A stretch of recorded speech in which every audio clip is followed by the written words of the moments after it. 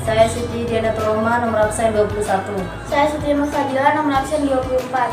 Saya Melani Anissa Pematasari, nomor absen 30. Saya Sofi Martiana Hidayati, nomor absen 27. Saya Siti Nurfadila, nomor absen 25. Kami di sini akan mempresentasikan tentang materi yang berjudul Bersatu dalam Keragaman Demokrasi. Dalam materi ini, kita akan membahas tentang Quran Surat Ali Imran ayat 159, mempelajari sikap dan perilaku demokratis, serta nilai-nilai demokratis. Membaca Quran Surat Ali Imran ayat 159 beserta artinya. Bismillahirrahmanirrahim. Fabima rahmatin minallahi linta lahum walau kunta fawwan ghalidhal qalbi lanfaddu min hawlika fa'fu anhum wastaghfir lahum wa syawirhum fil amr fa idza azamta fatawakkal 'ala Allah innallaha yuhibbul mutawakkalin. Artinya, maka disebabkan rahmat dari Allah Subhanahu wa Ta'ala, kamu berlaku lemah lembut terhadap mereka. Sekiranya kamu bersikap keras lagi berhati kasar, tentulah mereka akan menjauhkan diri dari sekelilingmu. Karena itu, maafkanlah mereka, mohonkanlah ampun bagi mereka, dan bermusyawarahlah dengan mereka dalam urusan itu. Kemudian, apabila kamu telah membulatkan tekad, maka bertawakallah kepada Allah Subhanahu wa Ta'ala. Sesungguhnya Allah Subhanahu wa Ta'ala menyukai orang-orang yang bertawakal kepadanya. Asbabun Nuzul. Turunnya ayat 159 surat Al-Imran ini kepada Nabi Muhammad SAW menjelaskan bahwasanya setelah terjadi perang Badai, Rasulullah mengadakan musyawarah dengan Abu Bakar dan Umar bin Khattab untuk meminta pendapat mereka tentang para tawanan perang Badai. Penjelasan atau tafsir. Ayat di atas menjelaskan bahwa meskipun dalam keadaan genting, terjadinya pelanggaran dilakukan oleh sebagian kaum muslimin dalam peperangan Uhud sehingga menyebabkan kaum muslimin menderita kekalahan. Di samping itu, Rasulullah juga senantiasa bermusyawarah dengan sahabatnya tentang hal penting, terutama dalam masalah peperangan. Dalam ayat di atas tertera 3 sikap dan sifat secara berurutan dilaksanakan sebelum bermusyawarah, yaitu lemah lembut, tidak kasar, dan tidak berhati keras. Sedangkan sikap yang harus diambil setelah bermusyawarah adalah memaafkan. Dalam Al-Quran terdapat banyak ayat yang berbicara tentang nilai-nilai dalam demokrasi, seperti dalam firman Allah Subhanahu wa Ta'ala di dalam kisah Al-Isra, Al-Baqarah, Al-Hujurat, Asy-Syura, serta surat lainnya. Inti dari semua ayat yang dibicarakan adalah bagaimana menghargai perbedaan, kebebasan kehendak, mengatur musyawarah, dan lain sebagainya, yang merupakan unsur dari nilai-nilai demokrasi. Secara kebahasaan, demokrasi terdiri atas 2 rangkaian kata, yaitu demos yang berarti rakyat dan kratos yang berarti kekuasaan. Secara istilah, kata demokrasi ini dapat ditinjau dari segi 2 makna. Yang pertama, demokrasi dipahami sebagai suatu konsep yang berkembang dalam kehidupan politik pemerintah. Dan yang kedua, demokrasi dimaknai sebagai suatu konsep yang menghargai hak-hak dan kemampuan individu dalam kehidupan bermasyarakat. Pengertian syura. Syura menurut bahasa dalam Kamus Mu'jam Maqayis Al-Lugha, syura memiliki 2 pengertian, yaitu menampakkan dan memaparkan sesuatu atau mengambil sesuatu. Adapun menurut istilah, beberapa ulama terdahulu telah memberikan definisi syura, yaitu A. Ar-Raghib Al-Fahani dalam kitabnya Al-Mufradat fi Gharib Al-Quran mendefinisikan syura sebagai proses mengemukakan pendapat dengan saling mengoreksi antara peserta syura. B.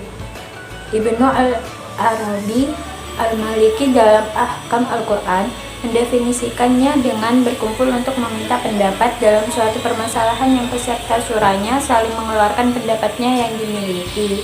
C. Definisi syura yang diberikan oleh pakar fikih kontemporer dalam Asy-Syura fi Zilli Nizami Al-Fiqh Al-Islami. Di antaranya adalah proses menelusuri pendapat para ahli dalam suatu permasalahan untuk mencapai solusi yang mendekati kebenaran. Titik temu persamaan antara demokrasi dan syura. Dari beberapa definisi yang telah dijelaskan, dapat dipahami bahwa syura hanya merupakan mekanisme kebebasan berekspresi dan penyaluran pendapat dengan penuh keterbukaan dan kejujuran. Hal ini menjadi pertanda adanya penghargaan terhadap pihak lain, sementara demokrasi menjangkau ruang lingkup yang lebih luas. Demokrasi menyoal nilai-nilai egaliter, penghormatan terhadap potensi individu, penolakan terhadap kekuasaan tirani, dan memberikan kesempatan terhadap semua pihak untuk berpartisipasi dalam mengurus pemerintahan. Secara tegas, demokrasi bermain pada wilayah politik. Jika demikian, maka pada satu sisi syura merupakan bagian dari proses berdemokrasi.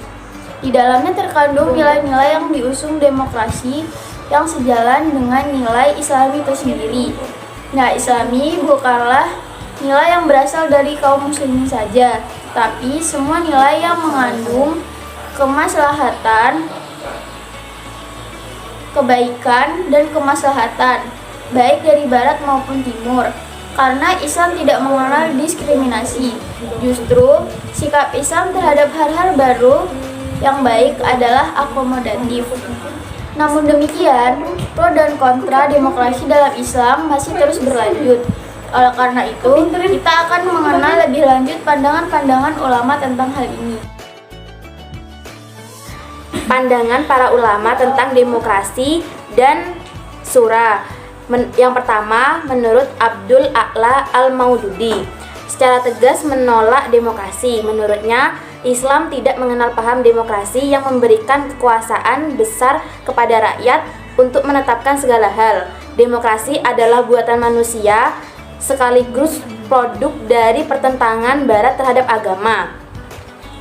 Karenanya, Al-Maududi menganggap demokrasi modern Barat merupakan sesuatu yang bersifat syirik.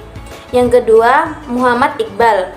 Menurut Iqbal, demokrasi yang merupakan kekuasaan dari rakyat, oleh rakyat, dan untuk rakyat, mengabaikan keberadaan agama. Parlemen sebagai salah satu pilar demokrasi dapat saja menetapkan hukum yang bertentangan dengan nilai agama kalau anggotanya menghendaki. Karenanya, menurut Iqbal, Islam tidak dapat menerima model demokrasi Barat yang telah kehilangan basis moral dan spiritual.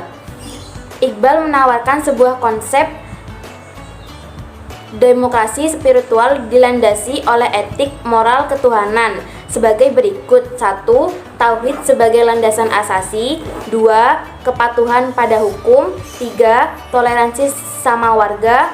4. Tidak dibatasi wilayah, ras, dan warna kulit. 5. Penafsiran hukum Tuhan melalui ijtihad. Yang ketiga, Muhammad Imaroh. Menurut Imaroh, Islam tidak menerima demokrasi secara mutlak dan juga tidak menolaknya secara mutlak. Dalam demokrasi ini, kekuasaan legislatif membuat dan menetapkan hukum secara mutlak berada di tangan rakyat. Sementara dalam sistem Syariah Islam, kekuasaan tersebut merupakan wewenang Allah Subhanahu wa taala. Sementara dalam pandangan Islam, Allah Subhanahu wa taala pemegang otoritas tersebut. Allah Subhanahu wa taala pernah berfirman, "Ingatlah, menciptakan dan memerintah hanyalah hak Allah Subhanahu wa taala. Maha suci Allah Subhanahu wa taala, Tuhan semesta alam." Quran surat Al-A'raf ayat 54. Adapun hal lainnya seperti membangun hukum atas persetujuan umat, pandangan mayoritas, serta orientasi pandangan umum dan sebagainya adalah sejalan dengan Islam. Yang keempat, menurut Al-Qardawi, substansi demokrasi sejalan dengan Islam. Hal ini bisa dilihat dari beberapa hal, misalnya, yang pertama, dalam demokrasi, proses pemilihan melibatkan banyak orang untuk mengangkat seorang kandidat yang berhak memimpin dan mengurus keadaan mereka.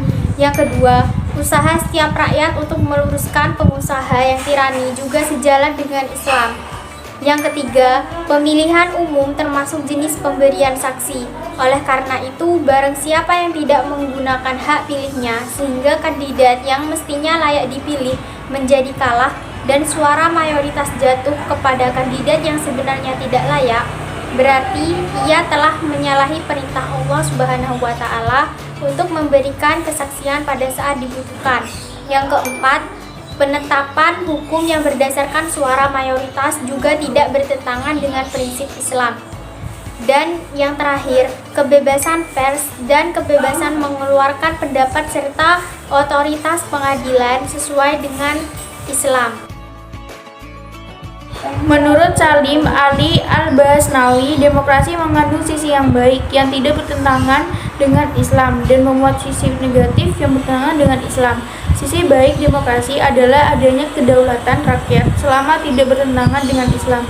Sementara sisi buruknya adalah penggunaan hak legislatif secara bebas yang dapat mengarah pada sikap menghalalkan yang haram dan mengharamkan yang halal.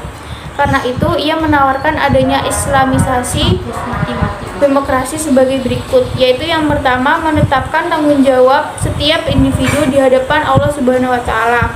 Yang kedua, wakil rakyat harus berakhlak Islam dalam musyawarah dan tugas-tugas lainnya. Yang ketiga, mayoritas bukan ukuran mutlak dalam kasus yang hukumnya tidak ditemukan dalam Al-Quran dan Sunnah. Quran Surat An-Nisa ayat 59 dan Quran Surat Al-Ahzab ayat 36. Komitmen terhadap Islam terkait dengan persyaratan jabatan, sehingga hanya bermoral yang duduk di parlemen.